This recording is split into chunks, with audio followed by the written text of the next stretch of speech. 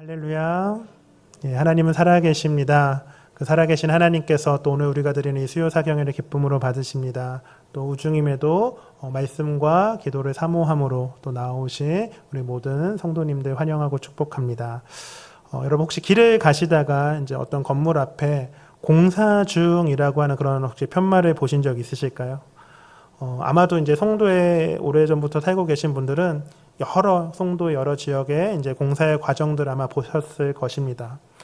저도 이제 송도에 와서 이제 교회를 섬기기 시작하면서요, 이 지역 안에서 여러 공사 중을 보았습니다. 어떤 곳은 제가 오기 전부터 이미 몇 년 전부터 공사 중이었는데 시간이 꽤 오래 지남에도 여전히 그렇게 공사 중인 곳도 있고, 또 어떤 곳은 정말 허벌판과 같은 그런 곳이었는데 뚝딱뚝딱 공사를 하더니 버젓한 이제 건물들이 들어선 곳도 많이 있습니다. 저는 이제 그런 거를 볼 때마다요, 참 한편으로는 감탄이 나오기도 하고 참 신기하기도 하고 묘한 그런 기분이 들 때도 있습니다. 그런데요, 이 시간 오늘 저는 우리 성도님들과 조금 더 놀라운 공사의 이야기를, 이제 건축의 이야기를 좀 나누고자 합니다.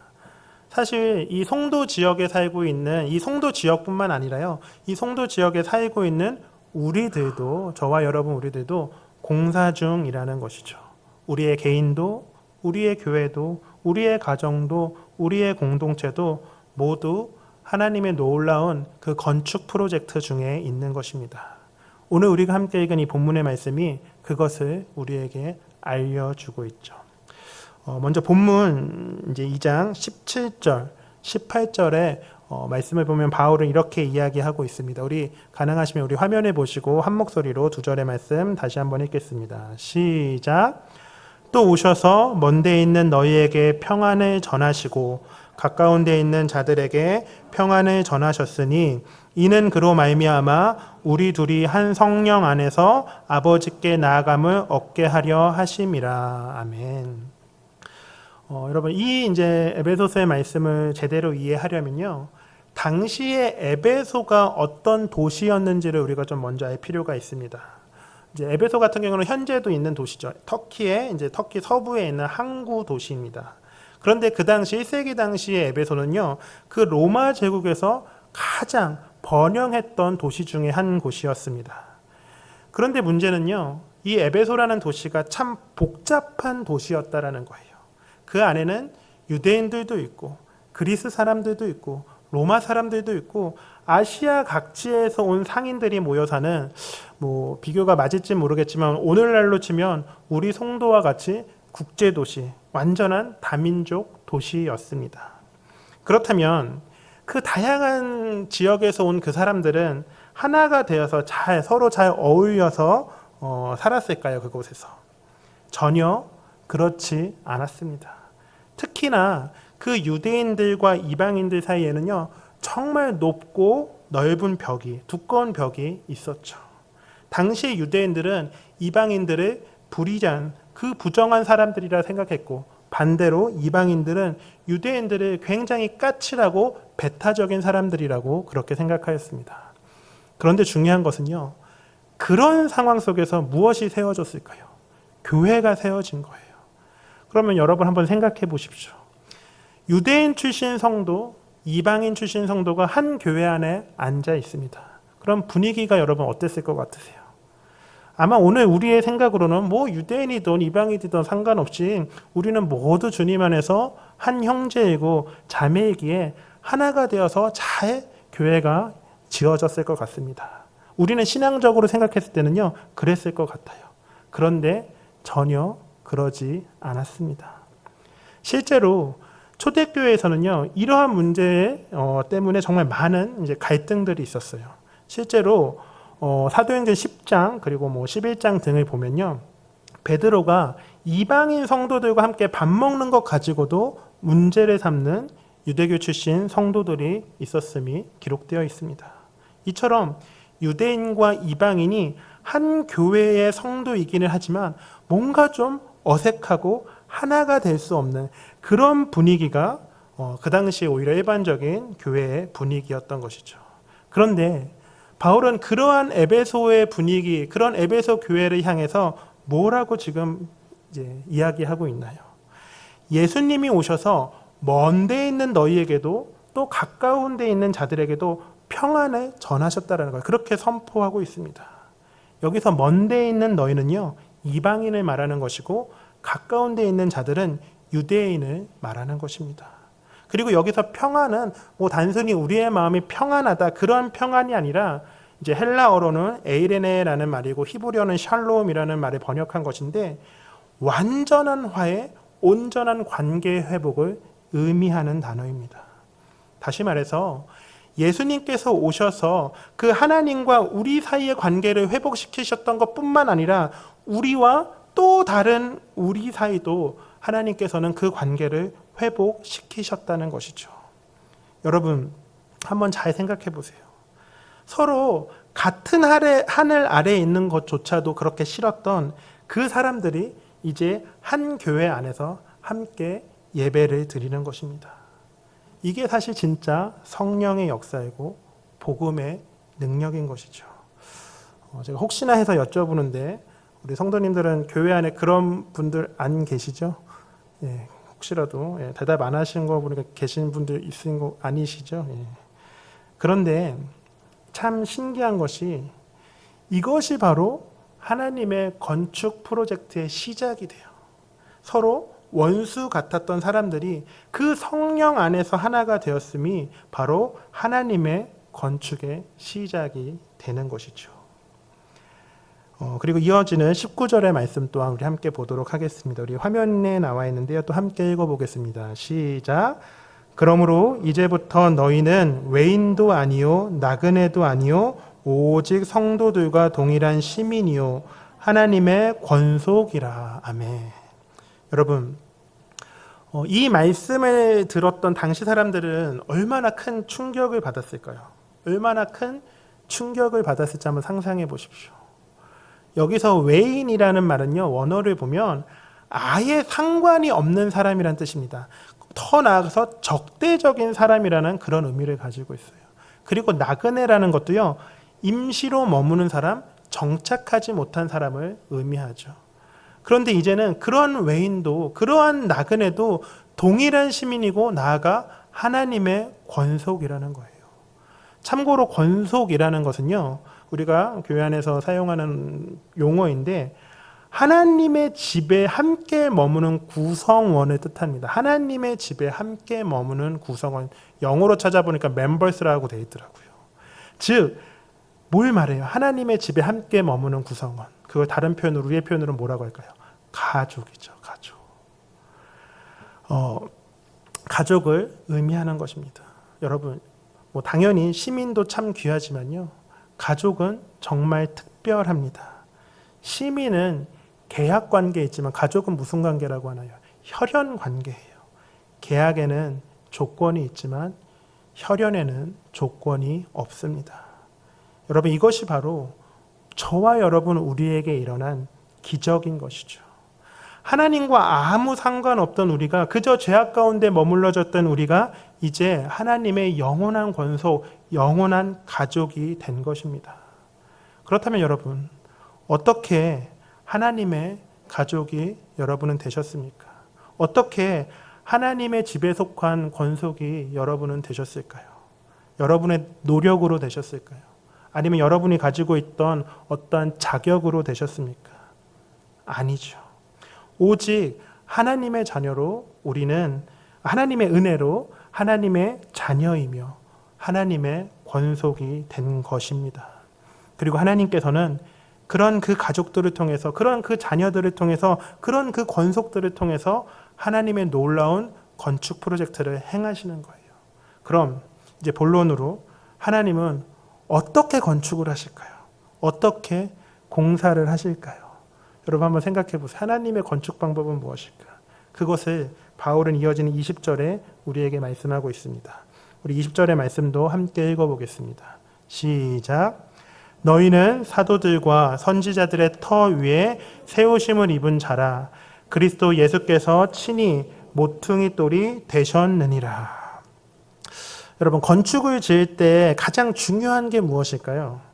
이제 바로 기초 공사입니다. 동의하시죠? 건축을 짓을 때 중요한 기초 공사예요. 뭐 아파트를 짓던 상가를 짓던 백화점을 짓던 모든 건축의 가장 중요한 것은 기초 공사이겠죠. 뭐 오래 전이지만 저는 지금도 생생하게 기억나요. 그 상풍 백화점과 성수대교가 그 붕괴되었던 사건이 생생하게 기억을 합니다. 아마 여러분도 다 기억나실 텐데요. 그럼 왜 그렇게 크고 멋진 그렇게 큰 건물, 큰 다리, 큰 건축물들이 붕괴되고 무너졌던 것일까요? 기초 공사를 제대로 하지 않은 상태에서 무리하게 증축을 하고 공사를 하였기 때문이었죠. 그럼 하나님의 건축 프로젝트에서의 기초 공사는 무엇이겠습니까? 바울은 그것을 사도들과 선지자들의 터라고 우리에게 이야기합니다. 사도들과 선지자들의 터. 다시 말해 그 구약의 선지자들을 통하여 선포하셨던 그 하나님의 말씀, 또 신약의 사도들을 통하여 증거하였던 그 하나님의 말씀과 예수 그리스도의 복음이 바로 그 건축 프로젝트의 기초 공사라는 거예요. 그렇게 바울은 우리에게 이야기하죠. 그리고 바울은 그 기초 공사의 가장 중요한 것을 언급합니다. 무엇이겠습니까? 바로 모퉁이 돌이죠. 모퉁이 돌. 모퉁이 돌이라는 것은요, 건물의 모서리에 놓는 돌인데 이 돌이 건물 전체 방향과 모양을 결정합니다. 이 돌이 정확하지 않으면요, 건물 자체가 비뚤비뚤해지는 거예요. 그런데 바로 예수님이 모퉁이 돌이라는 것이죠. 그럼 여러분, 그 모퉁이 돌의 특징이 무엇일까요? 모퉁이 돌의 특징. 먼저 모퉁이 돌은요, 가장 견고합니다. 다시 말해 모든 건축 재료 중에서요, 그 모퉁이 돌이 가장 단단해요. 이처럼 예수님만이 우리의 인생의 가장 견고한 반석이 되시는 것이죠. 그 예수님은 어제나 오늘이나 내일이나 언제나 영원토록 변함없으시고 동일하신 그런 모퉁이 돌 되십니다. 그리고 또 모퉁이 돌은요, 가장 정확합니다. 모퉁이 돌은 더 크지도 더 작지도 않은 그 건물에 딱 맞는, 딱 필요한 정확하고 명확한 돌이에요. 이처럼 예수님은 우리 구원의 그 여정에 유일하게 가장 정확하고 가장 명확한 길이며 진리이며 생명 되시는 분이시죠. 그리고 또 모퉁이 돌은 그 건물 전체를 지탱합니다. 이처럼 모퉁이 돌 되시는 예수님은 우리의 삶의 어떠한 한 일부분뿐만 아니라 그것만을 지탱하고 계신 것이 아니라 우리의 인생 전부를 붙들고 계십니다. 그렇다면 여러분, 예수님께서 그런 모퉁이 돌 되시는 예수님께서 우리의 모퉁이 돌이 되신다는 것은 대체 오늘날 우리들에게 무슨 의미가 있겠습니까? 무엇을 말하는 것이겠습니까? 예수님이 우리의 인생의 모퉁이 돌이 되신다는 것, 우리의 공사 가운데, 우리의 건축 가운데 모퉁이 돌이 되신다는 것은 우리의 삶의 모든 가치관, 우리의 삶의 모든 결정, 우리의 삶의 모든 방향에서 다른 것이 아닌 예수 그리스도를 기준으로 한다는 뜻입니다. 그리고 그것이 바로 하나님의 가족, 하나님의 자녀, 하나님의 권속의 기초 공사인 것이죠. 특별히 이 자리에 함께 하고 계신 우리 모든 성도님들의 그 인생에, 그리고 여러분들의 신앙의 그 기초 공사가 아주 튼튼하게 잘 되어 있으실 줄로 믿습니다. 그럼 이제 그런 기초 공사가 잘 끝났으면 그 다음에 뭐 해야 됩니까? 건물이 올라가야겠죠. 하나님의 그 건축 프로젝트에서는 건물이 어떻게 올라갈까요? 그것을 또 21절에서 바울은 이야기하고 있습니다. 우리 21절의 말씀도 우리 함께 다시 읽어보겠습니다. 시작. 그의 안에서 건물마다 서로 연결하여 주 안에서 성전이 되어가고. 먼저 이 말씀을 보면요, 중요한 표현이 서로 연결하여라는 그런 표현입니다. 서로 연결하여. 이 표현의 원어로 보면요, 마치 그 퍼즐 조각 있잖아요. 그 퍼즐 조각들이 딱딱딱딱 맞춰지는 것처럼 정확하게 맞춰서 끼워 넣는다라는 그런 의미를 가지고 있습니다. 이게 무슨 말이냐 하면 각자의 건물들이 다 다르잖아요. 다 서로 다른데 나중에는 결국 하나의 성전이 된다는 거예요. 유대인이 다르고 헬라인이 다르고 로마인이 다르고 이방인이 다른데 결국 그 퍼즐이 다 잘 맞춰지는 것처럼 하나의 성전이 되는 것입니다. 사실 이건 너무너무 신기한 거죠. 하나님이 이 자리에 함께하고 있는 우리들 중에요, 그 누구도 똑같이 만드시지 않았습니다. 생긴 것도 다르고 성격도 다르고 취향도 다르고 심지어 신앙의 색깔도요 다 다릅니다. 어찌나 이렇게 다를지 너무너무너무 달라요. 그런데 정말 놀라운 것이 그 하나님께서는 다름들이 모여서 하나의 조화를 이루도록 하신다는 거죠. 그리고 이것이 바로 하나님의 놀라운 신비입니다. 마치 그 오케스트라에서 바이올린 소리가 다르고 첼로 소리가 다르고 플룻 소리가 다르고 트럼펫 소리 등등등 각각의 다 다른 소리를 냈지만 함께 아름다운 화음을 만들어내는 것처럼 하나님께서는 우리의 그 다름을 통하여 완전한 하나가 되어가게 하시는 것입니다. 그리고 또 이 말씀에서 우리가 좀 중요하게 보아야 할 단어가요, 되어가고라는 그런 표현입니다. 이 단어는 이제 헬라어로 아욱사네이라는 그 단어를 번역을 한 것인데요. 헬라어 성경을 보면요, 이 단어의 시제가 현재 진행형으로 되어 있습니다. 현재 진행형. 다시 말해 성전이 되었다도 아니고 성전이 될 것이다도 아니라 성전이 되어가는 중이라는 의미예요. 이처럼 하나님의 건축 프로젝트는요, 완료도 아니고 미래도 아니고 현재 진행 중입니다. 그렇게 우리가 완성되는 것이 아니라 지금 현재 공사 중이고 건축 중이라는 것이죠. 여러분 혹시 공사 중인 한창 공사가 진행되고 있는 그런 건설 현장에 혹시 가보셨을까요? 아마 그래도 지나가다 보신 적들이 있으실 텐데, 공사 중인 그런 현장에 지나가다 보면 어떨까요? 먼저 너무 시끄럽습니다. 공사 현장에는, 건축 현장에는 소음이 있어요. 그럼 이것을 우리에게 대입한다면 어떨까요? 우리가 함께 지어져가는 그 과정 중에서도요, 우리가 서로 연결되어져가는 그 과정 중에서도 우리는 분명히 때로는 갈등도 있고 의견 충돌도 있습니다. 우리 안에 막 소음이 있는 거예요. 시끄러움이 있는 거예요. 사실 그렇잖아요. 하지만 여러분, 이것은 나쁜 게 아닙니다. 서로 다른 사람들이 하나가 되어가는 과정에서 생겨나는 굉장히 자연스러운 현상인 것이죠. 중요한 것은 우리 서로가 서로의 다름을 인정하고 성령 안에서 그 주님의 사랑 안에서 하나씩 해결해 나가는 것입니다. 그리고 또 공사 중인 그 건설 현장에 가면 특징이요, 크고 작은 위험 요소들이 많이 있습니다. 아직 완성되지 않았기에 공사 중이기에 조심해야 할 것들이 굉장히 많이 있어요. 이처럼 아직 공사 중인 우리의 인생도 마찬가지입니다.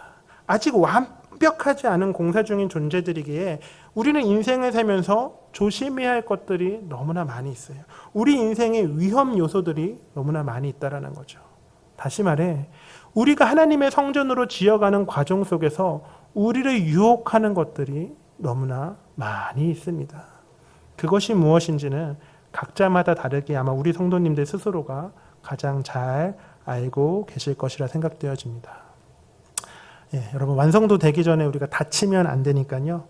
혹시라도 여러분의 삶에 어떤 유혹이 있거나 위험이 있다면 그 여러분들을 공격하고 유혹하는 그 위험 요소들을 반드시 이제 조심하시기 바랍니다. 그리고 또 공사 중인 건설 현장에 가면요, 특징이 먼지가 많습니다. 먼지가 많아요. 어떤 곳은 막 숨쉬기가 힘들 정도로 흙먼지가 많이 날리는 곳도 있죠. 그럼 이걸 우리에게 또 대입을 한다면 어떨까요? 하나님은 우리를 다듬어 가시기에 그 다듬어 가시는 과정에서는 때로는 그 공사장의 흙먼지와 같은 우리의 부족함이 더 많이 드러나기도 합니다. 때로는 실수를 하기도 하고 때로는 넘어지기도 하죠. 저도 마찬가지예요. 우리 모두가 그렇습니다. 그런데요, 우리는 결코 우리가 가지고 있는 그 먼지 때문에 낙심할 필요가 없어요. 왜 그럴까요? 우리는 아직 완성된 것이 아니라 공사 중이기 때문이죠. 우리는 결코 완성된 존재가 아닙니다. 그럼 오늘 본문 마지막 또 22절의 말씀을 함께 보겠습니다. 우리 화면 보시고요. 함께 또 읽어보겠습니다. 시작. 너희도 성령 안에서 하나님이 거하실 처소가 되기 위하여 그리스도 예수 안에서 함께 지어져 가느니라. 아멘. 여러분, 그 하나님의 건축 프로젝트에 또 감독관이 있습니다. 감독관. 누구일까요? 누구일 것 같으세요? 바로 성령님이세요. 맞습니다. 우리의 삶에, 우리의 인생에, 우리의 교회에, 우리의 가정에, 우리의 공동체에 모든 그 공사의 과정, 건축의 과정을요, 성령 하나님께서 감독해 주시는 거예요. 그럼 그 성령님은 어떠한 감독관이시겠습니까? 먼저 첫째로 절대 포기하지 않으시는 감독관이십니다. 빌립보서 1장 6절의 말씀을 보면요, 너희 안에서 착한 일을 시작하신 이가 그리스도 예수의 날까지 이루실 줄을 확신하노라 라고 그렇게 바울은 고백합니다. 이처럼 성령님은 우리가 때로는 먼지가 나도, 우리가 때로는 실수를 해도, 우리가 때로는 그 공사의 진도가 늦어진다 할지라도 끝까지 우리를 감독하시는 그러한 분이신 것이죠. 그리고 또 성령님은 우리 각자의 속도에 맞춰주시는 그런 감독관이세요. 고린도전서 12장 11절의 말씀을 보면 성령이 행하사 그의 뜻대로 각 사람에게 나누어 주신다라고 기록하고 있습니다. 이처럼 성령님은 우리 각자 개인의 상황을 아시고 형편도 아시고 속도도 아시기에 다 그에 맞게 하나님께서는 역사해 주십니다. 그리고 성령님은 전체 그림을 보시는 감독관이세요. 로마서 8장 28절에 하나님을 사랑하는 자, 곧 그의 뜻대로 부르심을 입은 자들에게는 모든 것을 협력하여 선을 이루느니라 라고 말씀합니다. 분명 우리보다 앞서 보시는 성령님께서는 각자 다른 우리 한 명 한 명을 협력하게 하셔서, 합력하게 하셔서 가장 좋은 방향으로 우리의 공사가 이루어지도록 인도해 주십니다. 그럼 이제 제일 중요한 게 있습니다. 성도님 여러분, 이 하나님의 건축 프로젝트는 언제 완공하는 걸까요? 우리의 공사는 대체 언제 끝나는 것이겠습니까? 사실 이 공사의 완공은요, 예수님께서 이 땅 가운데 다시 오실 때, 그렇게 재림하셔서 이 땅에 임한 그 하나님의 나라가 완성될 때 우리의 공사도, 우리의 건축도 완공됩니다. 그것을 다른 말로 하면 하늘나라 천국이 되는 것이고, 그것을 또 다른 말로 하면 우리의 부활이며 우리의 구원이며 우리의 영화가 되는 것이죠. 그런데 이 하나님의 건축 프로젝트의 완공을 위해서 우리는 분명 이 땅에서도 해야 할 것이 있습니다. 그것이 무엇일까요? 바로 하나님이 거하실 처소가 되기 위하여 그리스도 예수 안에서 함께 지어져 가는 것입니다. 여러분, 하나님의 건축, 하나님의 공사는 결코 나 혼자 하는 것이 아니에요. 우리 모두가 함께 지어져 가는 것이죠. 때로는 나보다 앞서가는 사람의 도움을 받기도 하고, 때로는 나보다 뒤처져 있는 사람들을 이끌어주기도 하면서 그렇게 함께 하는 것입니다. 그리고 이것이 바로 하나님의 그 건축 프로젝트의 가장 중요한 원리이며 원칙인 것이죠. 우리 사랑하는 성도님 여러분, 우리 모두는요, 지금도 여전히 공사 중입니다. 그렇기에 우리 인생을 돌아보면 때로는 우당탕 시끄럽기도 하고, 때로는 흙먼지가 풀풀 나면서 지저분해 보일 수도 있습니다. 그러나 우리의 이 공사는 이 세상의 그 어떤 건축보다도, 그 어떠한 공사보다도 위대한 공사입니다. 왜 그렇습니까? 우리는 하나님의 권소, 하나님의 자녀가 되어서 예수님이라고 하는 가장 튼튼한 모퉁이 돌을 기초로 다졌으며, 성령님이 우리의 감독관이 되어셔서 우리를 인도하시기 때문에, 그렇게 우리가 함께 하나님의 거하실 처소가 되기 위하여 나 혼자가 아니라 우리 모두가 함께 지어져 가고 있기 때문에 우리의 건축은 세상의 그 어떤 것도 비교할 수 없는 그러한 공사이고 건축인 것이죠. 그러니까 여러분, 너무 조급해하지 마세요. 너무 낙심하지 마십시오. 분명히 우리의 이 공사는 완성될 것입니다. 그리고 너무 혼자 하려고 애쓰지도 마세요. 우리 잠깐 한번 옆에 계신 분들 좀 보실까요?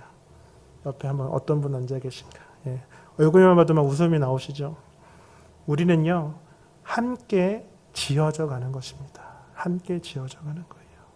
특별히 이 시간 말씀을 마치며 바라기는 이 하나님의 건축 프로젝트, 이 하나님의 공사 현장에서 서로 도우며 서로 사랑하며 그렇게 함께 지어져 가는 그 기쁨과 은혜가 저와 우리 모든 성도님들과 함께 하시기를요, 이 시간 간절히 소망하며 축원합니다.